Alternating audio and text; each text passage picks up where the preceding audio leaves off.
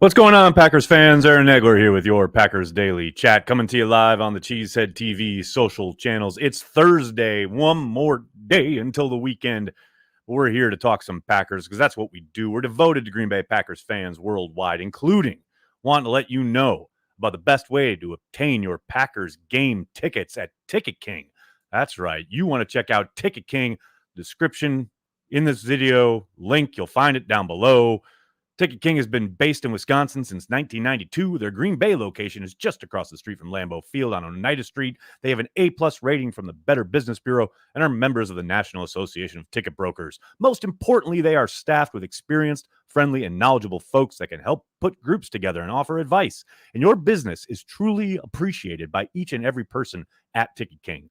They are also partners with local Green Bay businesses for tailgates and bus transportation to the games.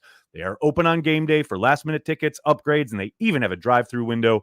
Make sure you check out Ticket King for all your Packers ticket needs. Now, ladies and gentlemen, before I get going, I got something I need to get off my chest. You may have guessed it by the title of this video, but I need this out into the ecosphere, so to speak. I need it. Maybe for SEO purposes, but I need it, people. I need to say it. That's right. Sterling Sharpe should be in the Hall of Fame, people. How he isn't is an absolute mystery. And it is a damn near a travesty that he isn't. Sharpe's 20-year Hall of Fame eligibility window has been closed. Yes, his candidacy basically falls to the coach/seniors committee now. Let me just tell you this.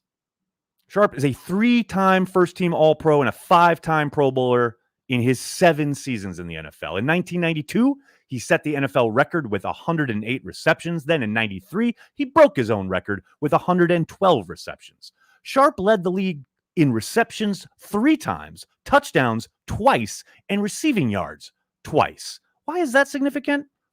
Let's look at, Michael Irvin, who never led the league in receptions and only led the league in receiving yards once, and he's in the Hall of Fame.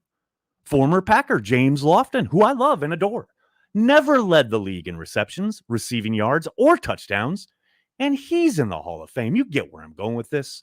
Sharpe started 112 games, finishing with 595 receptions, 8,134 receiving yards, and 65 receiving touchdowns. In the 7 years he played, from 88 to 94, his 595 receptions is second in that time span. The receiver who's first, of course, he's the one who's first in everything. It's Jerry Rice. Sharpe's 8,134 receiving yards was good for third in that time span. Only Henry Ellard and Rice were ahead of him. When he retired, his 72.6 yards per game average was good for second all time in the NFL. His last season, in 1994, he finished with 1,119 receiving yards and 18 receiving touchdowns, a record that was then broken only by Jerry Rice and then Randy Moss. A single season record for 18 receiving touchdowns in his final year. You don't think he would have gone on if it hadn't been for that neck injury to do even greater things? And I hear you. I know what the pushback is already. Oh, but he had Brett Favre throwing to him. Okay, take away the fact that it was a young Brett Favre who was just figuring the game out. It wasn't even close to the MVP type Favre that we got to know later. But he also caught passes from Anthony Dilweg, Bud Keys, Mike Tomczak. You get the point. It wasn't some Hall of Famer throwing him the football. Ladies and gentlemen, Sterling Sharpe should be in the Hall of Fame. No ifs, ands, or buts. And I hope someday, I don't even expect it to be anytime soon, but someday the senior committee does it right, does the right thing, and puts Sharpe in, because it's absolutely absurd that he's not. Thank you for letting me vent. Hello to everybody in the comments section. Hope you're having a good Thursday. Hello, everybody. I wanted to give somebody a shout out who was on before I went live. It's Pedro, I believe. Nagler, I just wanted to share with you that I secured today my tickets to see the Packers in London. I'm flying out of Germany to see my first ever Packers game. I'm so excited. Meet you in London. You better believe it. Be on the lookout. Corey and I will be in London that weekend, and we will absolutely be having some kind of meetup, get together, some kind of Cheesehead TV, soiree, get together, what have you. So be on the lookout. Definitely be up on Cheesehead TV. It'll be on the Patreon page. It'll be everywhere associated with Cheesehead TV. Information about our weekend in London. So be on the lookout for that. And also, congratulations. That's so awesome that you're coming from Germany to London to finally get to see the Packers play. And this is what I've been talking about for years when Packers fans bitch and moan about the Packers possibly playing in London, because now it's actually happening, and a whole nother world of fans get to enjoy watching the green and gold. I love it. I absolutely adore that you're getting to go see the Packers in person. That's awesome, man. Irving, thank you for the super chat. Can you think of one past Packer that irked you? I mean, not personally. I didn't know any of those guys growing up, but or even like of recent vintage. But I mean, I assume you mean with their play on the field. I remember being irked by Robert Ferguson, mostly because he was such a tease. He would show glimpses of talent, and he would have stretches of production, but it was never consistent. It was never week to week. It was always, like a tease. So that's just one. That's just one that leaps to mind. I'm sure there are others, probably mostly on the defensive side of the ball. But yes, no question about it. Have you ever been to Lombardi's Steakhouse in Appleton? Brett, absolutely. I used to go all the time, actually, when I was on the beat. I haven't been in a couple years, but yeah, been to Lombardi's quite a few times.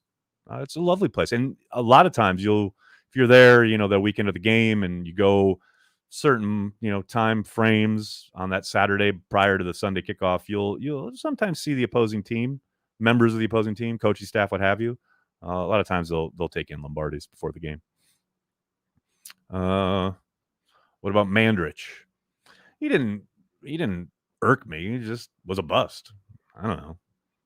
Like, I don't know. I never remember getting too upset about Mandrich. And I think at that point I was just so like kind of jaded. Even the fact that they got this top draft pick, I was like, they'd been bad for so long, and it was just like, oh, they'll screw it up. And they did. So yeah, I don't know. I don't know why, but it never really bothered me. I mean, obviously, that was in the moment. Looking back on it, and you look at all the guys they could have had instead of Mandrich, that irks you. But the player himself, never really did. And I don't have a great explanation for it, but I just, like I said, I always kind of assumed they'd screw it up, and it did not disappoint in that regard. Cameron, thanks for the super chat. The Packers should trade for Kevin Durant, massive clutch radius, another receiver in the room. Make it happen, Goot. Didn't I believe Devontae Adams was out there trying to get someone to do a edit with him and Kevin Durant and a couple other people. Why do people start texting me when they know I'm live? That's the thing. Here we go. Martellus Bennett still pisses me off. Brandon, I hear you. A lot of Packers fans are not big fans of Martellus, no doubt. Clinton Dix for me. Oh, Irving, I hear that one. I hear it. I mean, there's a guy who made tons of plays, but yes, he would also miss a lot of plays, miss tackles, be in the wrong position. There's no doubt. That irksome. That's a good word for it. No doubt about it. Favre Sharpe would have been the Packers' Montana Rice. No doubt about it, New York Cheesehead. No doubt about it. Calling it now, Packers win week 1, 42-17, putting the soulless Vikings in the dirt. I like where your head's at. 42, dropping 42 the first week. That's a big turnaround from last year's week 1. I mean, I'm here for it. Don't get me wrong, but that's a big point to the stands right there. I like it. When will we finally get our Matt Flynn statue? Oh, now it is definitely the offseason. No doubt about it. Ooh, Brett, bold prediction. We are in the heart of the offseason with these.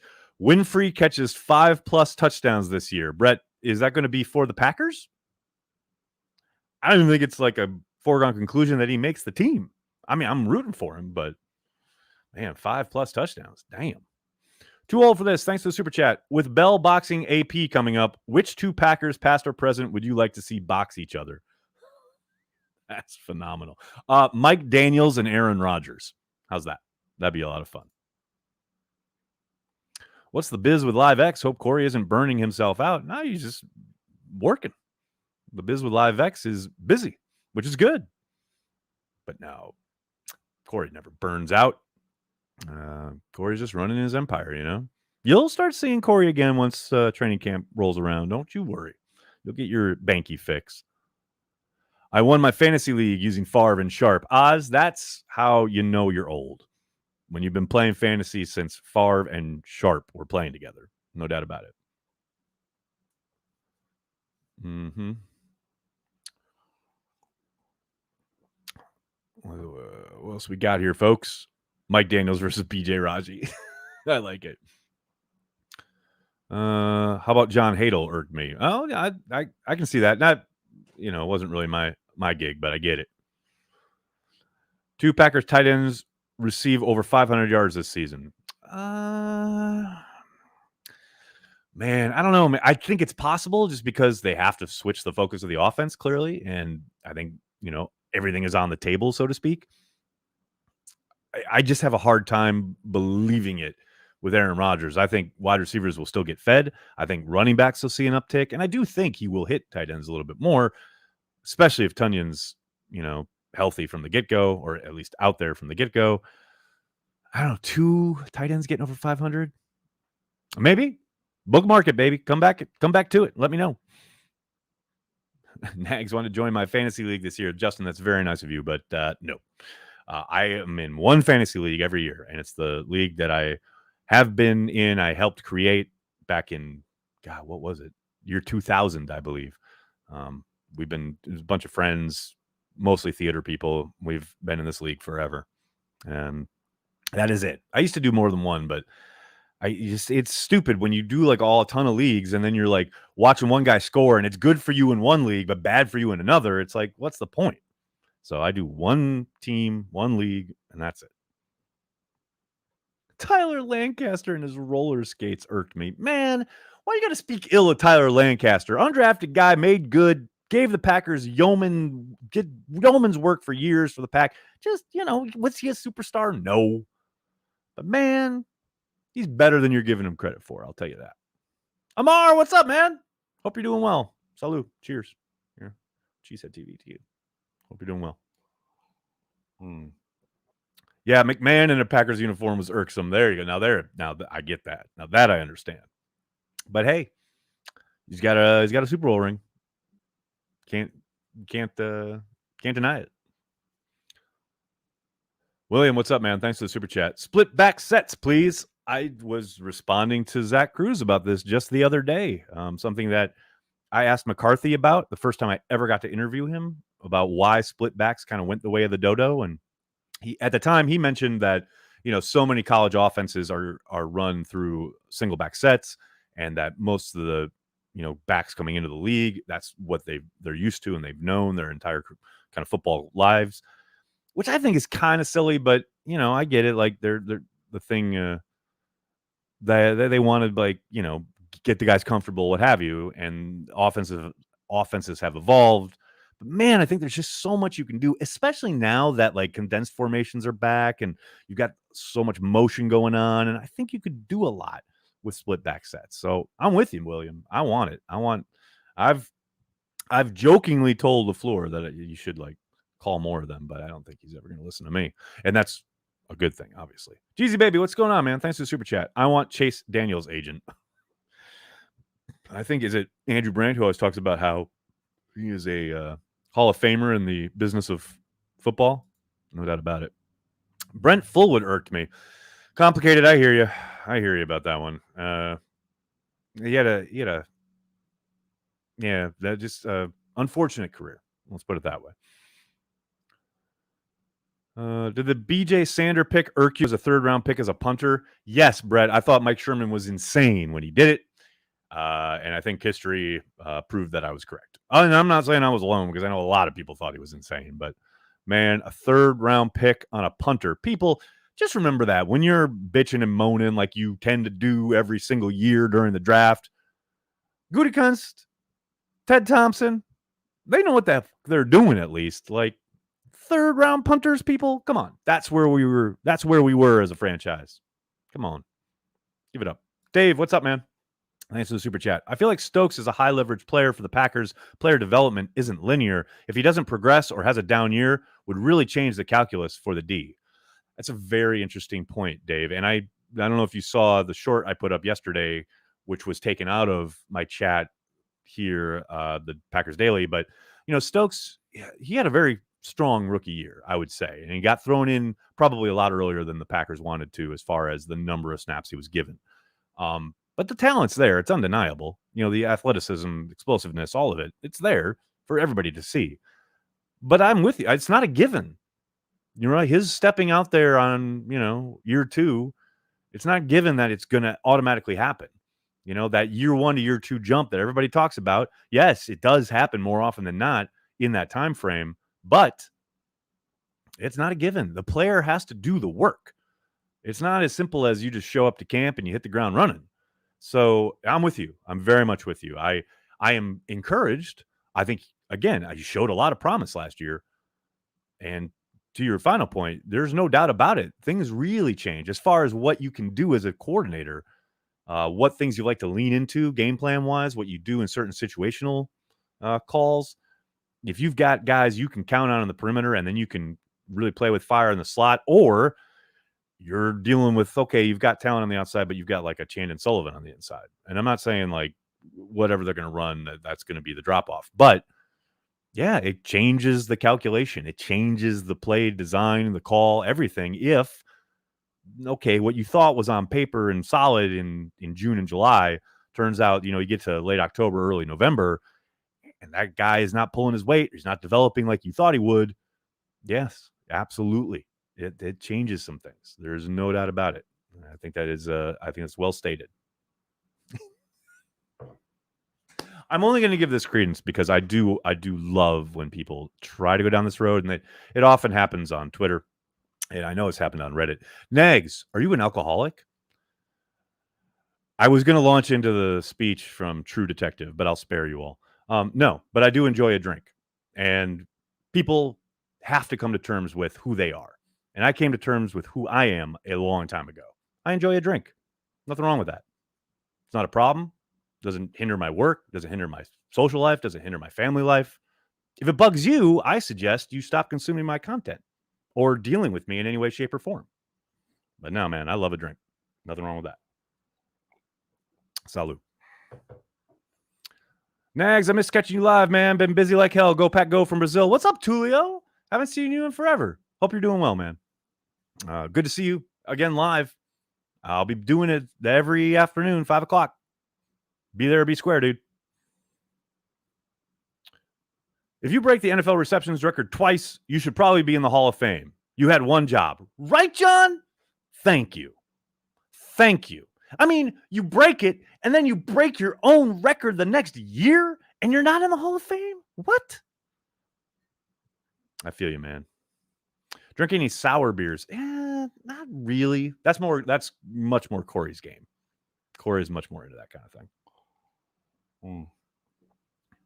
I didn't think they had fantasy in the 80s. New York Cheese said they had fantasies in the 70s.